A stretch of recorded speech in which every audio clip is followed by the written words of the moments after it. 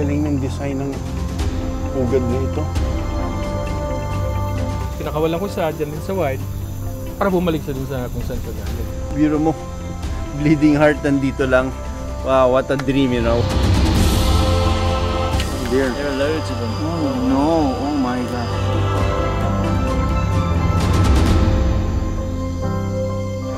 Gamit ang trap, na-rescue ang isang lalaking bugkon. Pero mayroon pa raw itong mga kasama sa loob. Umaasa pa sila na mahuli ang mga naiwang asawa at anak nito para sabay umano na ma-release o mapakawalan sa wild ang mag-anak. Napagkamalan kasi nilang rat, no? Na yung common house rat. So kasi tignan mo yung itsura, oh. But they're different. They look similar but they're different. May pag-asa pa kaya na makasama ng bugkon ang kanyang pamilya?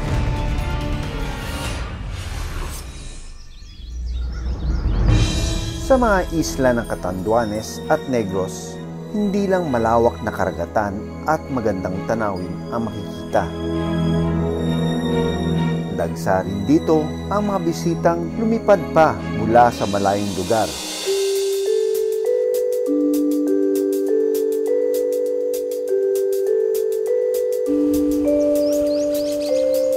Breakfast is ready para sa ibon na ito.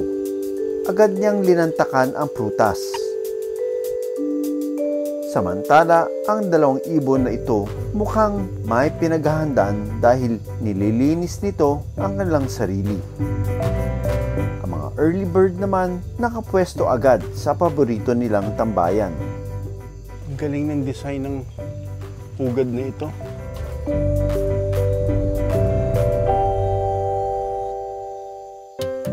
Sa Catanduanes, nakilala ko ang birder na si Ferdinand. Bumili siya ng bundok at doon nanirahan. Sa malawak na lupain ni Ferdy, marami na raw ang kanyang mga na-meet na bisita. Isa rito ang Philippine bulbul,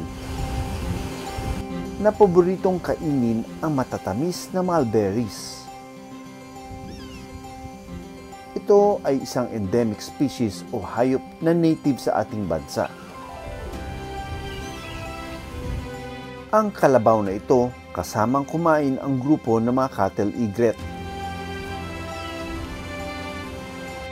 Karaniwang lumalapit ang mga egret sa mas malalaking hayop gaya ng kalabaw para mas mabilis umano itong makahuli ng insekto. Sa Catanduanes, nakilala ko ang birder na si Ferdinand. Bumili siya ng bundok at doon nanirahan. Bakit niyo po naisipan mag-invest sa bundok? Dream ko lang talaga, yung retirement ko, makabalik sa dating buhay na. Nung wala pa kami dito, maraming hunters dyan, kahit mga bata. So para ma-deter sila or matigil, so sabi ko, bilhin na lang natin yung lugar kung saan andun sila naghahunt para at least mapigilan natin sila. Kasi kung hindi tayo maghihigpit, tuloy-tuloy yan kasi part yun ng kultura noong unang panahon, yung mag-hunt. Pero iba na panahon ngayon, kailangan dahil nagkumukunti na sila, dapat natin silang alagaan. Ang mga ibon, hindi lang basta bisita. Karamihan sa mga ito, dito na piniling manirahan. May nakita na pugad dito si Jessie. Akala ko nung una it's a fruit dove pero it's a small type of bird that weaves its nest made of light materials. Ano? Ayun, nakasabit, parang weaver type of bird. Ngayong taon, naligaw rin sa lupain ni Ferdy ang isang pambihirang ibon. Ito ang Luzon bleeding heart. Parang that was, I think, 2 months, 3 months ago. Si Mrs., nagluluto siya. Sabi niya, parang may tumutunog sa nursery mo, tingnan mo. Kasi parang may ibon na pagaspas ng pagaspas. So, inutusan ko naman yung kasama namin, tiningnan. Tapos ang ginawa niya, nakita niya, doon sa ilalim. Kasi bleeding heart, hindi naman siya talagang lumilipad eh. More on ground lang talaga siya. So, kinuha niya. Hindi ko alam na bleeding heart. Dinala sa akin doon sa labas. Nagulat ako bleeding heart. Mayroon 5 species ng bleeding heart sa Pilipinas. Ito ang Mindoro bleeding heart, Luzon bleeding heart, ang critically endangered na Sulu bleeding heart, Mindanao bleeding heart, at Negros bleeding heart. Ang kanilang bilang patuloy na kumakaunti dahil sa deforestation at pet trades. Kaya ang makakita ng pambihirang ibon ay isang biyaya para kay Ferdinand. Yun yung masaya ako. Tapos yun, pinakawalan ko siya dyan din sa wild para bumalik siya dun sa kung saan siya galing. Wow. Biro mo, bleeding heart nandito lang. Wow, what a dream, you know, what a dream place, you know. Sa Bayawan Nature Reserve sa Negros Oriental, may binabantayang populasyon ng endemic na ibon sa Negros at Panay. Ito ang critically endangered na Negros bleeding heart. Kaya ang grupo ni na Justin na Talarak Foundation, sinusubukan na muli itong maparami sa isla kung saan kakaunti na umano ang natitira nitong tahanan, ang kagubatan. The camera traps are here para to monitor the birds post-release and to monitor what other animals come close. Like, these camera traps have been here for over 3 months. Visayan leopard cat o maral ang kadalasang predator ng mga Negros bleeding heart sa wild. Pero may existing na maral dito. Yes. So yun yung pinaka-highest predator na pwedeng mag-predate sa ating mga Negros bleeding hearts. Gamit ang telemetry, isang instrumento na ginagamit para matrack ang pwesto ng mga hayop. Susubukan naming mahanap ang Negros bleeding heart sa wild. So Joe and Andrew will be tracking the Negros bleeding hearts because right now they're going to be roosting and we have to be really quiet. Sasamahan ko ang volunteer na sina Joe at Andrew. Sa aming paglalakad, isang Negros bleeding heart ang nakita namin nagpapahinga sa itaas ng puno. Wow, finally! Naspatan nila yung Negros bleeding heart and rine-record na lang nila yung GPS, they're recording kung saan nag-perch itong Negros bleeding heart and mukhang consistent itong si female yellow. May nakita sila dito, balahibo. Bakit kaya nalaglag? It's either nagmo-molt siya. Kinolekta nila yung dalawang balahibo. Ito yung pangatlo. Sinubukan naming sundan ang mga balahibo ng ibon. Yep. So much. This is the 4th one. And then, oh my gosh. But this one looks very light. Sa kada hakbang ng aming grupo, nakakakita kami ng mga balahibo ng Negros bleeding heart. Good. Labis akong nag-alala sa posibleng nangyari sa ibon. Iba na yung pakiramdaman ko. Bumibilis na yung tibok ng puso ko dahil sa pag-aalala. Dahil kita mo ito, hindi natural na ganyang kadami ang nalalaga sa balahibo ng ibon. At yung balahibo nito parang nagre-resemble ng Negros bleeding heart. Napakalapit na raw ng signal dito. Sana makita natin.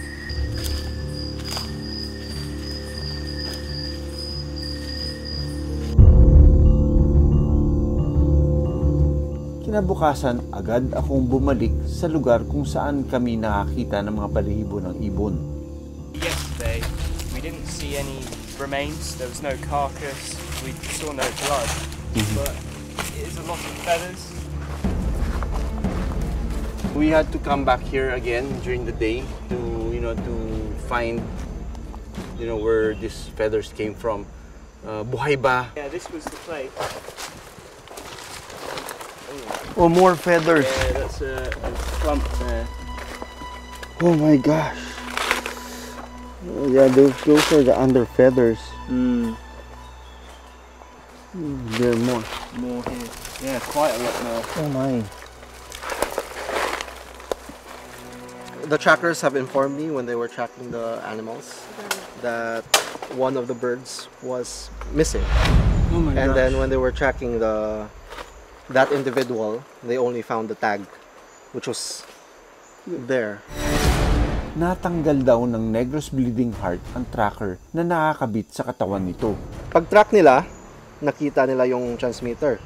Tapos they did a check of all our animals around here on the tracking list. Tapos they've confirmed that it was yellow male. Yung code ng Bleeding Heart na naka-ano. Yellow male kasi lalaki obviously. Tapos yellow yung ring niya sa paa. Nakita nila si yellow male Buhay pa? buhay pa. Oh my gosh. Dahil natanggal ang transmitter sa katawan ng ibon, mahirapan na ang aming grupo na mahanap ang Negros Bleeding Heart sa wild. Ang pagkakakilala ko sa mga bleeding heart is pag hinawakan mo yan, parang sobrang bilis matanggal yung balahibo niya. Defense ata niya yan para makawala sa predator eh. Siguro na naging uncomfortable siya doon sa tracker niya and then nag-struggle, nagpagulong-gulong dyan tapos natanggal yung mga balahibo niya. And tayo na we're very emotional when it comes to these birds because we see all the effort. Malaking bagay ang dedikasyong binibigay nila Justin at Ferdinand sa pagsalba ng mga ibon. Buo ang kanilang loob na maparami at mapangalagaan maging ang tahanan nito. Umaga na. Gising pa rin ang lalaking Southern Luzon Giant Cloud Rat o bugkod. Kadalasan kasing tulog ang mga ito sa umaga. Sa itaas ng puno, naabutan namin kumakain ito. Hindi nag-iisa ang lalaking bugkod. Mayroon siyang asawa at anak. Klingi o hindi mapaghiwalay ang bata sa kanyang ina. Hindi pa niya kaya maghanap ng pagkain na mag-isa, kaya nakadikit ito sa kanyang nanay. Sa kanilang pugad, nagpapahinga ang mag-ina, lalo na't hindi pa marunong umakyat ng puno ang batang bugkod. Pero paano na lang kung ang padre de pamilya ay mahiwalay sa kanila?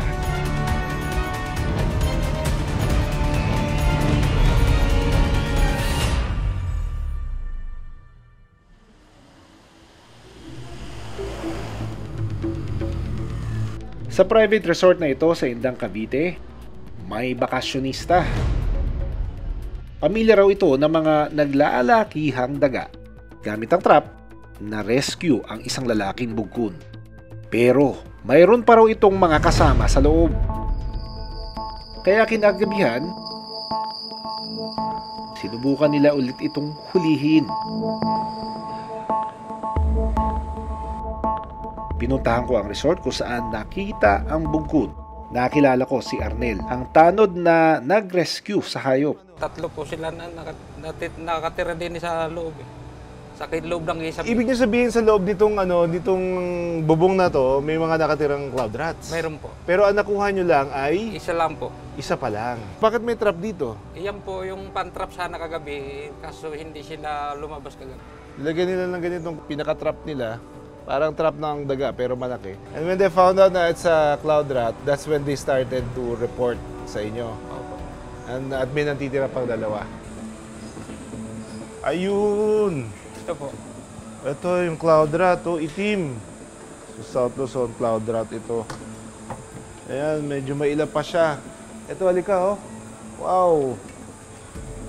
Alright, hey you! Hey! Mahigit 2 linggo na raw na nasa pangangalaga ng barangay ang bugkod. Umaasa pa sila na mahuli ang mga naiwang asawa at anak nito para sabay umano na ma-release o mapakawalan sa wild ang mag-anak. Wawa naman. Nocturnal kasi itong mga ito, kaya they're very active at night. At sa umaga, natutulog lang, nagtatago. Pagkawan natin ng physical examination before we introduce them back to the wild, release them to the wild. Hindi ito ang unang beses na nakarescue ang aming team ng Southern Luzon Giant Cloud Rat sa Cavite. May sinagip dahil sa pagtawid ng kalsada at may isang pamilya na bugkod na maswerteng nakabalik sa wild. Kilala bilang maalaga sa kanilang anak ang mga bugkon. Hindi nila ito basta iniiwan hanggang sa sumapit sa tamang edad. Endemic o sa Timog Luzon lang matatagpuan ang kanilang lahi. Kulay itim at may kaunting brown sa kanilang balahibo. So, lagi siyang nilalapitan. Delikado itong isang to, baka masabit siya. Yes, may stress nga naman ito. Pero sabi niya, medyo sanay na nga siya kasi kanina napapansin ko, kahit natatakot siya, kumakain. Which is weird, no? Ayan. Lalaki kasi, mga agat, sumusugod ah.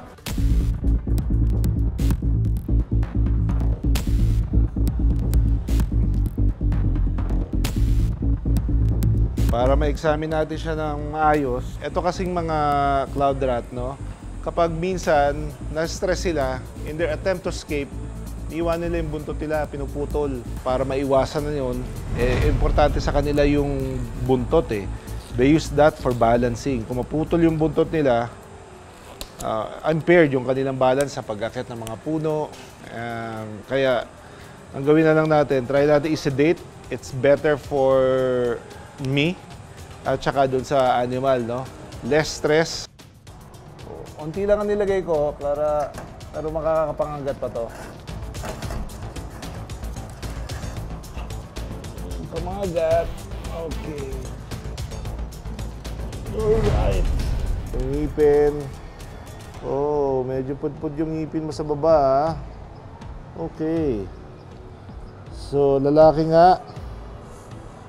No? And then, wala naman siyang sugat. Okay na okay to. Medyo tumaba na nga siya. Wala rin siyang parasites. Very healthy. Fit for release to. Ibig sabihin, kung ganito yung pangangatawan niya, talagang healthy sila dito. Okay yung pantirahan nila, okay yung living conditions nila dito. Walang bali, walang sugat. Kaya sila nakakapag-multiply pa. May sugat ng kaunti, most likely dun sa pagtakas niya. Napagkamalan kasi nilang rat, no? Yung common house rat. So kasi tignan mo yung itsura, oh. But they're different. They look similar, but they're different. Mas maliit at invasive o hindi taga-Pilipinas ang dagang normal na nakikita sa bahay. Itong mga cloud rat na to, endemic sa atin ito dito sa Pilipinas. Hindi pa naman nanganganib yung bilang nila. Nasa least concern pala sila sa IUCN. But, hindi ibig sabihin na pwede silang patayin dahil meron tayong batas that protects them. Gising na to anytime now.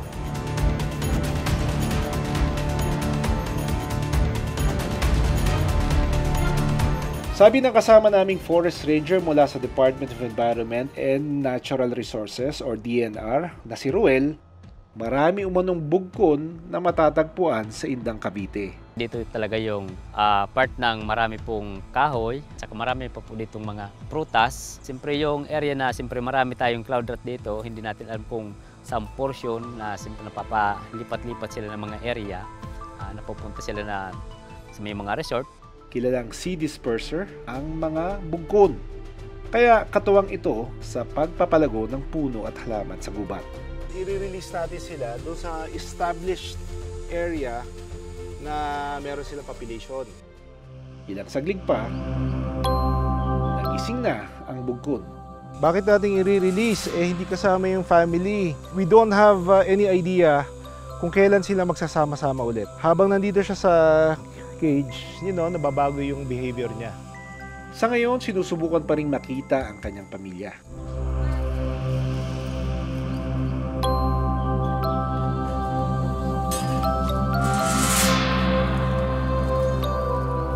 Hindi man niya kasama ang kanyang pamilya sa pagbalik sa gubat, umaasa tayo na magiging ligtas siya at muling makapagpaparami. Maraming salamat sa panunood ng Born to be Wild. Para sa iba pang kwento tungkol sa ating kalikasan, mag-subscribe na sa GMA Public Affairs YouTube channel.